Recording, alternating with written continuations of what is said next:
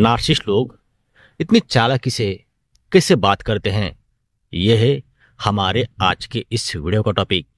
तो चलिए फिर देखते हैं आज का ये वीडियो। मेरे अंदाजे से आप में से बहुत सारे लोगों को नार्सिसिस्ट के बात करने का अंदाज ज़रूर पता होगा। वो कुछ इस तरीके से हमारे साथ बात करते हैं कि उनके बात सुनकर हमें चुप ही रहना पड़ता है। उनके बात करने के बाद हमें कुछ समझ ही नहीं आता। इतना बातों से नार्सिसिस्ट हमें कंफ्यूज कर देते हैं। लेकिन कभी आपने गौर किया है, नार्सिसिस्ट लोग सिर्फ अपने बातों से आपको अपने चार्म में कैसे बांधते हैं, कैसे धीरे धीरे आपका कॉन्फिडेंस जीतते हैं और कैसे आपका ट्रस्ट जीतकर आपको वो अपने कंट्रोल में लेते हैं। तो ऐसा कैसे होता है? तो ऐसा इसलिए होता है क्योंकि ऐसे लोग सिर्फ आपसे बात नहीं करते, वो बातों से आपके साथ खेल खेलते हैं। तो चलिए आज के इस वीडियो में हम समझते हैं कि आखिर नार्सिसिस्ट इतनी चालाकी से, इतनी कला से बात क्यों और कैसे करते हैं। इसके लिए सबसे पहले हमें नार्सिसिस्ट की कम्युनिकेशन पावर का राज जानना होगा। तो नार्सिसिस्ट के लिए बात करना सिर्फ एक्सप्रेशन नहीं होता, एक हथियार होता है। उनकी हर बात में एक मकसद छुपा होता है। कभी इम्प्रेस करना, कभी मैनिपुलेट करना, तो कभी आपको इमोशनली ट्रैप करना। वो आपकी साइकोलॉजी को बहुत जल्दी पढ़ लेते हैं और जैसे ही उन्हें पता चलता है कि आपको किस बात से खुशी मिलती है, कौन सी बात सुनकर आप खुश होते हो, तो उसी बात से ये लोग हर बार आपके साथ बातों की शुरुआत करते हैं। आपको उस वक्त लगता है वाह, ये तो मुझे समझता है, लेकिन असल में उसने आपको पूरी तरह ऑब्जर्व कर लिया होता है। अब देखते हैं नार्सिसिस्ट की बातें इतनी असरदार क्यों लगती है। तो इसका जवाब है, वो बोलते नहीं, हमें लफ्ज़ों से फील करवाते हैं। वो अपनी टोन को बहुत केयरफुली यूज करते हैं, कभी सॉफ्ट, कभी कंट्रोल, कभी कॉन्फिडेंट, तो कभी इमोशनल, इस तरीके से। और इसी चेंज से वो आपको इमोशनली ट्रिगर करते हैं, इमोशनली ट्रैप करते हैं। उनकी लैंग्वेज में कंट्रोल छुपा होता है।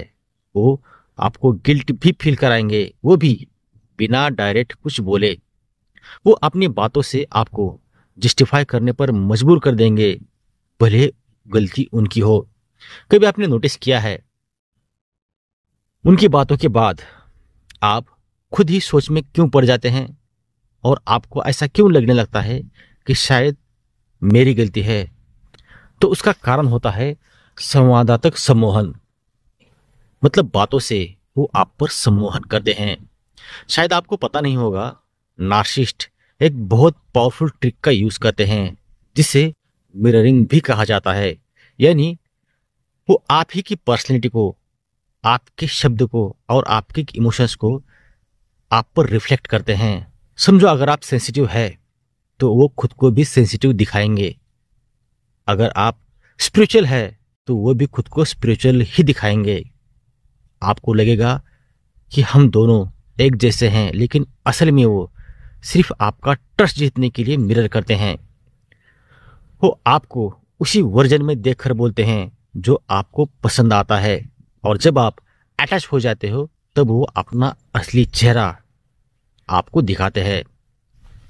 अब देखते हैं नार्सिसिस्ट की कम्युनिकेशन का सबसे डेंजरस हिस्सा। तो नार्सिसिस्ट की कम्युनिकेशन का सबसे डेंजरस हिस्सा होता है उनका वर्ड ट्रैप्स। वो बात ऐसे डिजाइन करते हैं कि आप उनके ही लॉजिक में फंस जाते हो।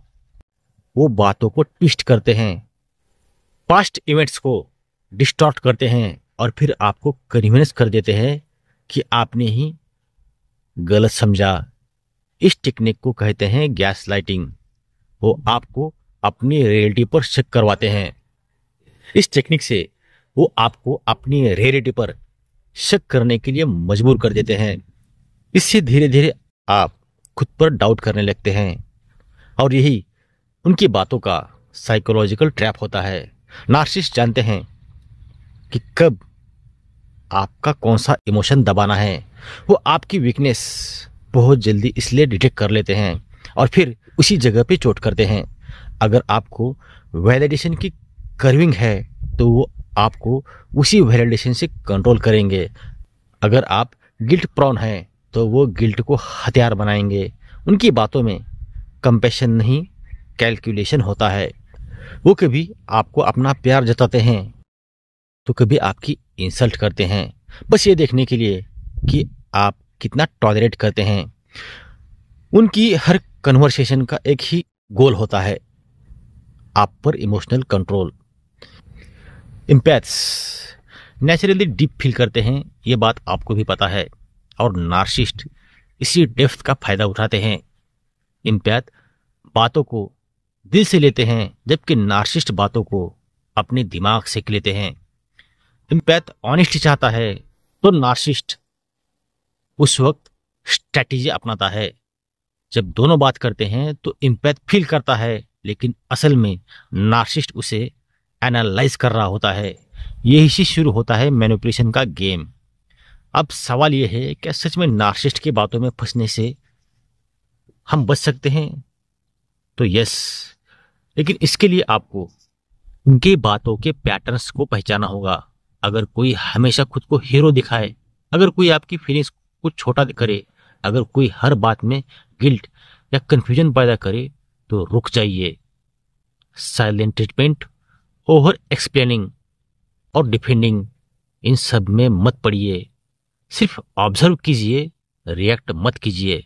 जब आप अवेयरनेस के साथ सुनना शुरू कर देंगे तो नार्सिसिस्ट की शक्ति अपने आप कमजोर होने लगती है, क्योंकि याद रखिए उनकी ताकत आपके रिएक्शन में होती है। जैसे ही आप साइलेंट हो जाते हो, उनकी सारी स्ट्रैटेजी कोलैप्स हो जाती है। तो आज का वीडियो यहीं पर ख़त्म हो जाता है। अगर आप किसी नार्सिसिस्टिक रिलेशनशिप में फंसे हैं और वहाँ से बाहर निकलना चाहते हैं, तो बाहर निकलने में मैं आपकी 100% हेल्प करूँगा, जिसके लिए डिस्क्रिप्शन बॉक्स में मैंने अपना पर्सनल व्हाट्सएप नंबर दिया है, उस पर आप लोग मुझे कांटेक्ट कर सकते हो। वीडियो देखने के लिए और अपना कीमती समय देने के लिए आप सभी लोगों का दिल से धन्यवाद। Thank you.